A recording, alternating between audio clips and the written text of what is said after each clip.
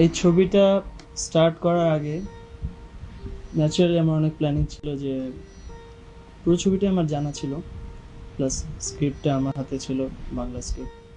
স্ক্রিপ্টটা study করার পরে আমি প্রতিদিনই স্টাডি করতাম স্ক্রিপ্টটা নিয়ে। প্রত্যেকটা সিকোয়েন্স আমি ভালোভাবে স্টাডি করেছি। প্লাস এই ছবিটা আমি প্রচুরবার দেখেছি, বহুবার আমি ছবিটা দেখেছি। দেখে আমাদের বাংলা স্ক্রিপ্টটার সাথে মিলিয়ে আমি পুরোপুরি স্ক্রিপ্টটা মুখস্থ করার চেষ্টা করেছি, যে স্ক্রিপ্টের মধ্যে কী চাচ্ছে, ক্যারেক্টারে কী চাচ্ছে। তো ক্যারেক্টার স্টাডি করার পরে আমার ন্যাচারালি অনেক প্ল্যানিং ছিল যে আমি এই ক্যারেক্টারটা এইভাবে ফুটিয়ে তুলবো, এই সময়ে এই সিকোয়েন্সে আমি অ্যাক্টিংটা এইভাবে করব। অনেক রকম প্ল্যানিং ছিল যদিও, কিন্তু সত্যি কথা বলতে আহ, আমি ছবিটা কাজ শেষ করার পরে আমি যখন স্ক্রিনে দেখলাম বা ডাবিংয়ের সময় যখন আমি লুক দেখছিলাম, তখন আমার কাছে I am not that much satisfied. আমার অ্যাক্টিংয়ে আমি ততটুকু স্যাটিসফাইড হতে পারিনি।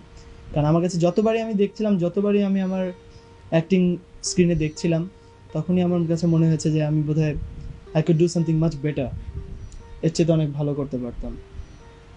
তো তখন তো শর্ট হয়ে গেছে, শুটিং হয়ে গেছে, কিছুই করার নেই। তো আমি চেষ্টা করব আমার এই মনের যে ইচ্ছা, যেটা আমি পূরণ করতে পারিনি, মানে পরিপূর্ণ তৃপ্ততার সাথে আমি যে অ্যাক্টিংটা আমি করতে পারিনি, সেটা আমি আমার ভবিষ্যতে অভিনয়ের মাধ্যমে এটা করব।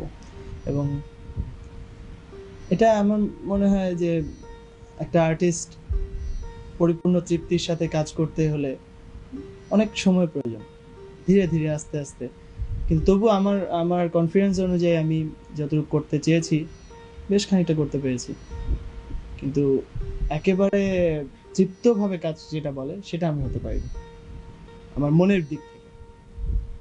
আর আরেকটা হচ্ছে যে জুহি চাওলার সাথে মৌসুমীর মানানসই ব্যাপারটা অবশ্যই মানানসই, কারণ ক্যারেক্টারের দিকে, ক্যারেক্টারটা যখন একই জিনিস হচ্ছে তখন ন্যাচারালি আর্টিস্ট সিলেকশনের ব্যাপারেও কিছুটা মিল রাখা প্রয়োজন বা রাখা উচিত।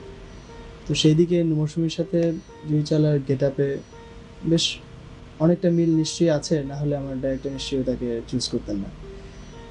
আর অ্যাজ আ কো আর্টিস্ট মৌসুমী আমার সাথে কাজ করার পরে আমি তাকে খুব কোঅপারেটিভ একজন আর্টিস্ট হিসেবে আমি পেয়েছি, খুব হেল্পফুল আর্টিস্ট, কাজের ব্যাপারে অত্যন্ত সিরিয়াস।